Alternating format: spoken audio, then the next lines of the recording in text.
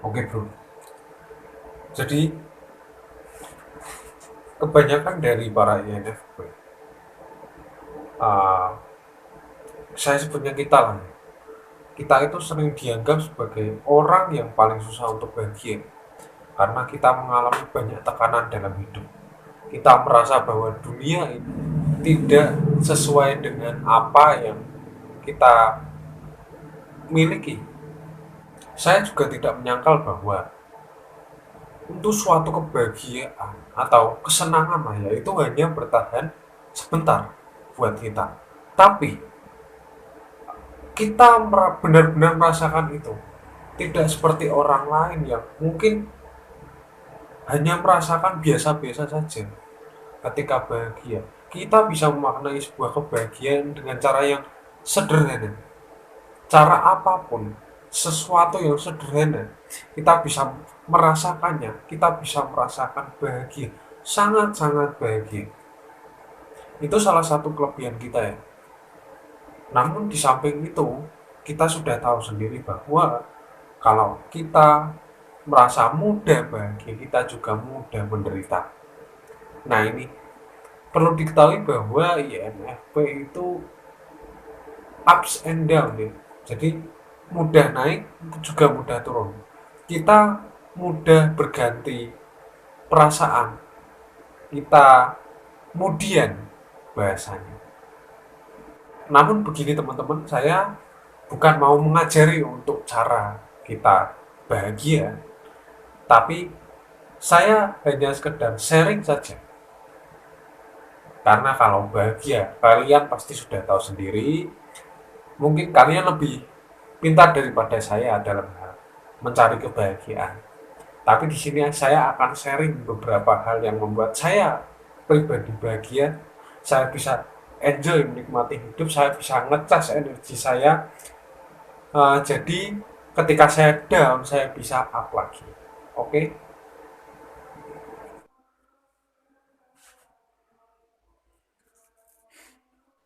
makan. Makan di sini yang saya maksudkan yaitu makan sesuatu hal yang kita sukai, sesuatu hal yang nggak perlu mahal-mahal. Kalau memang sukanya yang mahal, yang seleranya mahal-mahal terserah, asalkan mampu ya. Tapi kalau tidak pun tidak masalah. Makan bisa makan apa saja yang kalian suka, yang kalian inginkan. Selain rasanya enak, kita menikmati itu. Dan begini ya, dalam menikmati itu ada suatu metode yang kita bisa gunakan, yaitu kita menikmati hal tersebut. Jadi bahasanya yaitu kita mindfulness, kita benar-benar merasakan makanan yang ada. Kita makan sesuap demi sesuap, dan ini kuncinya, tidak main HP, tidak main smartphone. Memang dunia saat ini berkembang sangat pesat ya. Hampir setiap saat kita memegang yang namanya handphone, smartphone. Kita terhubung satu sama lain, terkoneksi dengan orang banyak, terkoneksi dengan internet. Namun, itu juga kadang membawa suatu dampak negatif bagi kita.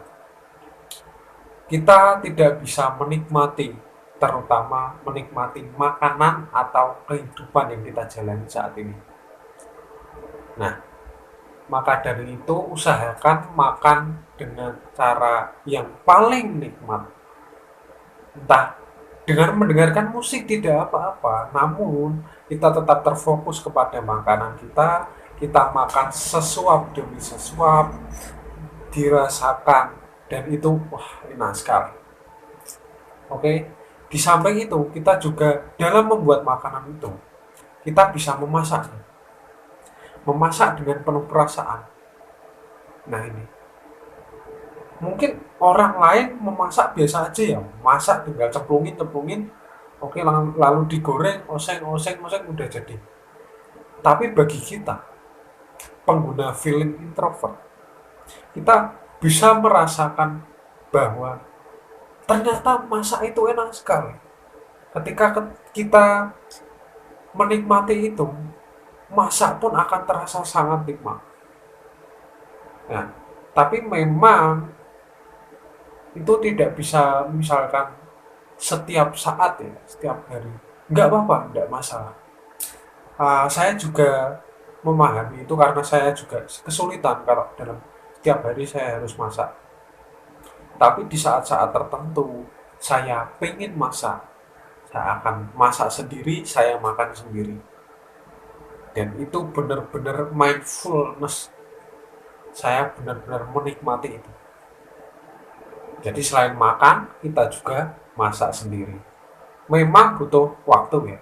Jadi lakukan di saat waktu luang. Setelah itu bisa minum teh atau mungkin minum minuman yang kita sukai apa. Kalau saya misalkan coklat, saya suka minum coklat. Saya beli bubuk coklat, saya hidangkan sendiri, buat sendiri, saya minum sendiri. Nah, ini ada salah satu hal yang menarik ya. Jadi coklat ternyata terbukti bisa meningkatkan mood kita. Kita jadi lebih happy, kita jadi lebih senang. Dan ini sudah banyak dibuktikan oleh banyak peneliti-peneliti ya. Jadi kita bisa menggunakan coklat atau minuman lain, terutama coklat ya, karena saya minum coklat. Saya merasakannya betul, saya merasakannya langsung. Itu benar-benar terasa. Atau teh. Teh itu mengandung kafein. Hampir sama seperti kopi, tetapi mungkin lebih rendah ya. Nah, terserah. Atau mungkin kopi juga bisa untuk menikmati. Untuk masalah kecanduan mungkin kita bisa membatasi. Kita pakai ya jangan banyak-banyak, mungkin sehari cukup sekali saja, itu sudah cukup. Atau kita bisa meditasi. Meditasi ini lebih ke arah spiritual ya. Kita jadi lebih tenang, lebih rileks, lebih menyatu dengan alam. Bahasanya saat ini seperti itu. Lalu mengapa ini bisa membuat seorang INFP lebih nyaman, lebih menikmati hidup, lebih bahagia? Ini dikarenakan ketika kita meditasi, itu kan kita mengalami yang namanya mengatur nafas. Ketika kita mengatur nafas, kita merasakan keheningan, ketenangan, kenyamanan, dan kita benar-benar memaknai yang namanya hidup. Ini saya pernah dengar dari seseorang kalau nggak salah. Itu sebenarnya di dalam kita merokok, ini saya contohkan merokok, bukan rokoknya yang enak. Ya memang mungkin beberapa teori mengatakan bahwa rokok itu mengandung ini itu bahan satu dengan yang lainnya yang membuat kita kecanduan dan itu kita merasakan enak. Tapi sebetulnya ini ada salah satu pengucapan yang menarik ya. Yang enak itu bukan rokoknya, tetapi di saat kita menikmati rokok itu bagaimana? Nah itu. Biasanya orang menikmati rokok yaitu dengan menyedot dengan nafas yang tenang, lalu dikeluarkan yang menenangkan. Jadi dalam menarik dan mengeluarkan asap rokok itu sama seperti kita bernafas. Tapi bernafasnya tidak yang terburu-buru. Kita bernafas dengan tenang, kita bernafas dengan nyaman, dan itulah yang membuat rokok enak, terasa enak. Coba kalau kita seperti ini, kita merokok, tapi tergesa-gesa. Apakah itu terasa enak? Banyak yang membuktikan bahwa itu tidak terasa enak, tidak terasa nyaman. Bahkan ketika saya melakukan hal tersebut, justru dada saya panas. Nah, ini kan berarti yang sebetulnya terasa enak itu kan karena kita menikmati hal tersebut. bukan karena hanya bahannya itu saja atau produknya itu saja, begitu. Selain ketiga hal tadi, kita juga bisa mendengarkan musik. Ini bagi INFP sangat-sangat berguna. Kebanyakan INFP saya kira mungkin menyukai musik ya, karena alunan lagunya mungkin, atau liriknya. Saya juga kadang suka dari lirik dulu atau bisa jadi dari nada dulu, tapi kebanyakan dari nada sih. Oke, dari nada kita diberikan kemampuan, feeling kita tinggi. Kita merasakan emosi daripada lagu itu. Kita merasakan bahwa ketika lagunya bersemangat, kita ikut bersemangat. Ketika lagunya melo, kita ikut melo. Ketika kita pengen nyantai atau lagunya santai, kita bisa mendengarkan lagu itu dan kita merasakan santai. Belum lagi beat per beatnya, kita kadang bisa merasakan itu. Saya sekarang semakin menyadari bahwa ternyata ini kemampuan yang tidak dimiliki semua orang. Kita sebagai INFP mungkin diberikan kelebihan itu untuk mengetahui mana sih nada yang enak. Nah, mungkin banyak di Google ya, teori di Google mungkin ada salah satu karir yang bagus buat seorang INFP, yaitu seorang pencipta lagu. Saya pernah baca itu. Dan menurut saya itu masuk akal. Karena kenapa? Kita bisa merasakan nada yang enak. Selain nada yang enak, kita diberikan kemampuan untuk bahasanya apa ya? Puitis mungkin ya. Kita memasukkan suatu lirik yang cocok dengan nada itu. Dan itu sebuah kemampuan yang luar biasa. Bagi seorang film introvert, ya memang kita sedikit idealis, it's okay. Tapi dengan idealisme kita, kalau bisa membuat karya yang didengarkan banyak orang, kenapa tidak? Kita bisa terkenal, kita bisa bahagia dari hasilnya itu, bukan begitu? Mendengarkan musik juga bisa dikombinasikan dengan tiga hal tadi ya. Kita bisa makan, masak, lalu kita bisa ketika minum teh, kopi, coklat, atau kita meditasi.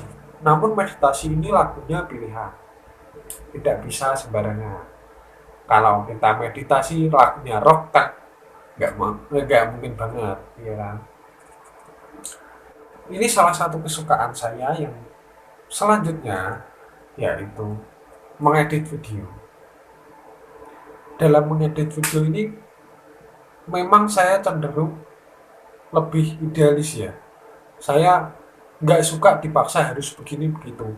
Tapi ketika saya bisa membuat karya dengan cita rasa atau dengan citra saya sendiri, itu saya benar-benar menikmati itu. Dan dengan tidak adanya deadline, saya bisa mengedit kapan saja sesuka saya. Itu benar-benar berguna. Itu benar-benar membuat saya nyaman dan rileks, bahagia. Itu salah satu hal yang bisa meningkatkan mood saya. Dan yang terakhir ini yang dilakukan banyak orang. Banyak orang melakukan healing bahasanya saat ini, atau jalan-jalan. Walaupun heal itu sebetulnya banyak sih caranya, tapi kebanyakan orang dengan cara jalan-jalan. Mereka pergi ke pantai, mereka pergi ke gunung, mereka pergi ke tempat-tempat yang mereka sukai. Mereka merasa bahwa kalau saya pergi ke situ, saya akan merasa bahagia, mood saya akan nambah. Dan ya itu memang terjadi. Banyak orang yang ketika healing atau ketika jalan-jalan itu merasakan kesenangan yang luar biasa. Apalagi zaman sekarang ya, bisa diposting di Instagram, di Facebook dan media sosial lainnya, TikTok kan sekarang lagi viral. Namun dengan tidak adanya kesadaran, kita cenderung bahagia itu sebentar atau kesenangan itu sebentar ketika jalan-jalan. Jadi ketika jalan-jalan memang kita happy, tapi ketika pulang belum tentu. Nah, ini banyak yang tidak disadari orang zaman sekarang, terutama INFP. INFP jadi harus sadar bahwa kita itu bisa bahagia dengan cara apapun yang kita sukai. Yang penting itu, yang kita sukai, bukan kita ikut-ikut orang lain atau kita terpaksa mengikuti orang lain. Oke?